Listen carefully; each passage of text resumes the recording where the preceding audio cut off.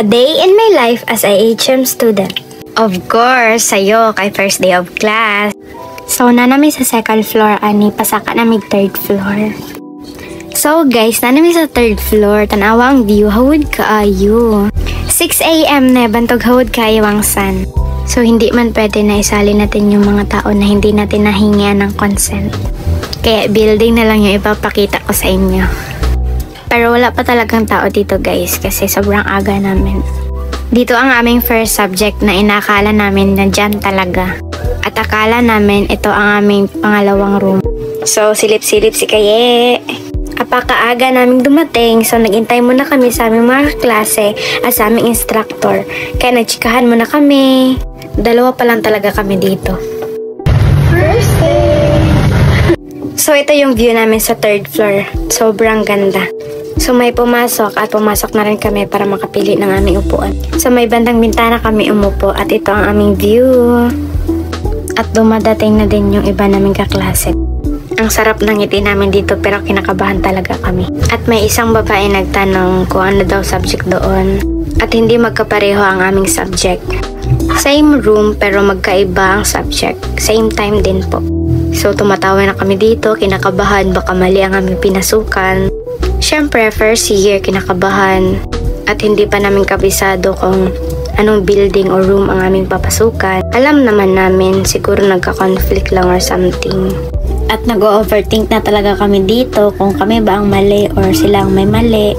Naghintay lang kami dito hanggang pumatak ang alas 8 at para sa aming pangalawang subject. Dali-dali kaming lumabas at pumunta sa aming pangalawang subject. Nakakatawa dahil stock room pala ito pero yun naman binigay sa amin na room.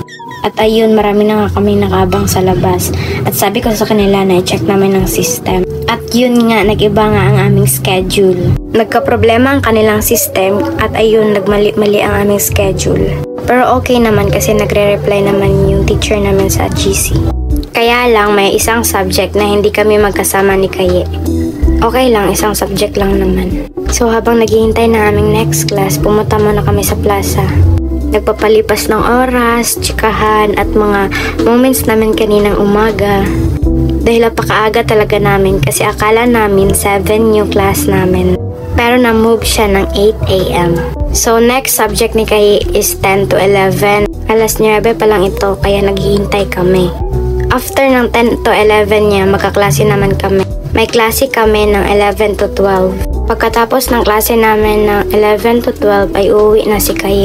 At ako na lang ang maiiwan dahil may isa pa akong subject ng 1 to 2. At yun ang pinagkaibang oras namin ni Kaye. Nag-check kami ng system, baka may iba pa aming schedule. Pumunta na ako sa kabilang building para sa aming 11 to 12 na klase. Nahihiya ako mag-video dito.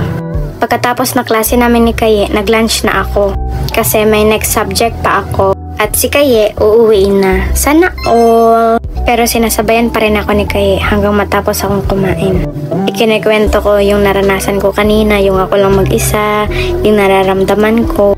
Nahihiya ako sa mga tao at yung mga chismis na narinig ko sa iba.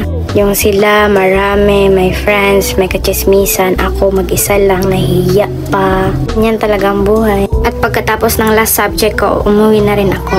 Business-minded pero walang business.